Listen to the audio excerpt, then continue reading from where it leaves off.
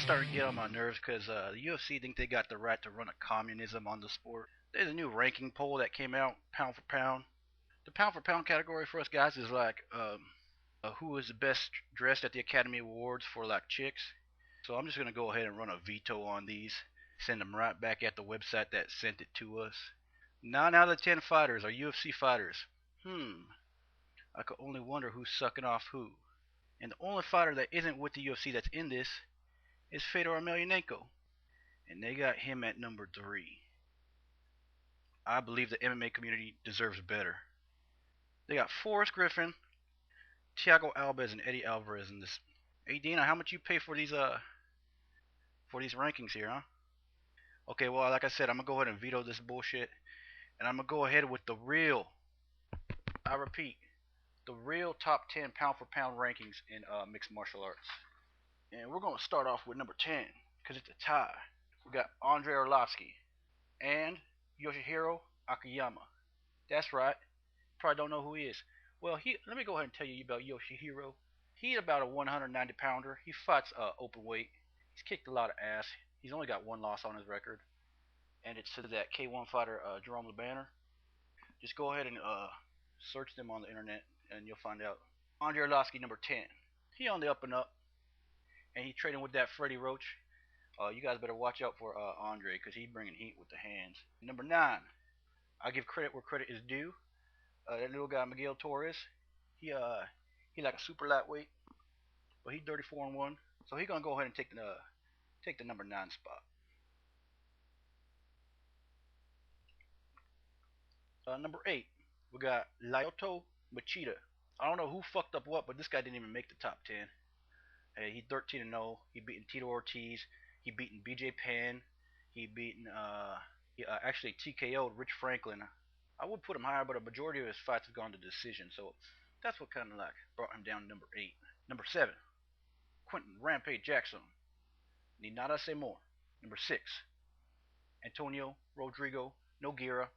He's 240 pounds. He's a heavyweight, but he's only been beaten by the best. That number 6 spot is his. Number 5, BJ Penn. Y'all know who he is. Number 4, we got George St. Pierre. I think George St. Pierre is gonna move down in this area. I think BJ might take him. It's still yet to be made up in my mind. I don't know yet. But right now, George St. Pierre, number 4. Number 3, you guys gonna have to do your research for this man. His name is Jagard Musasi. He came off of beating Melvin Manowith and Ronaldo Jacare Souza in the same night at that Dream Grand Prix. He got 24 wins, and 22 of those wins he finished by submission or TKO. Alright, his overall record is 24-2. So if you don't know who he is, you better know who he is because he's one of the best middleweights in the world.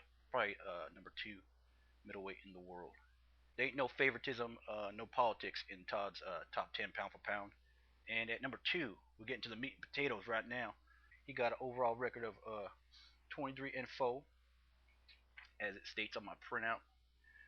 His name is Anderson Silva, the number 1 middleweight in the world. He got hands quick as lightning, good footwork, great stand-up man, and he could also kick ass on the ground. It's Anderson Silva. Okay, he's not number 1, he's number 2, and everybody knows this. Okay, not everybody knows. Every real MMA fan knows he's number 2.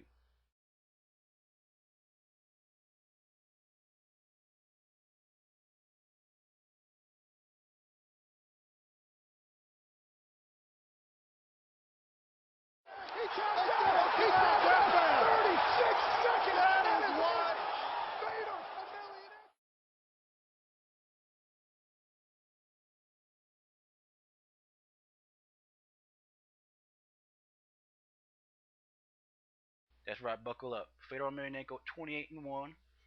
His only loss should have been a no contest, but the rules are all screwed up. I don't know who made those rules.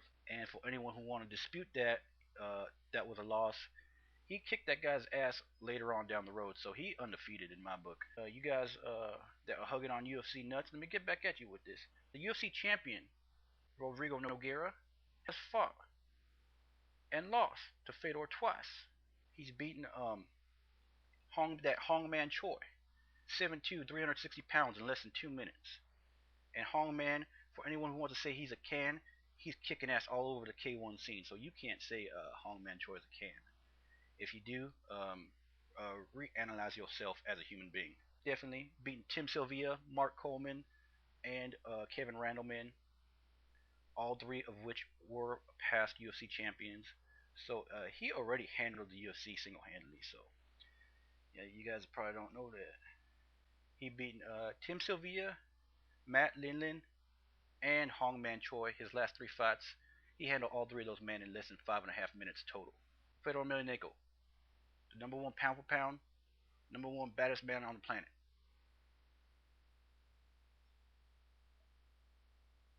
Oh man,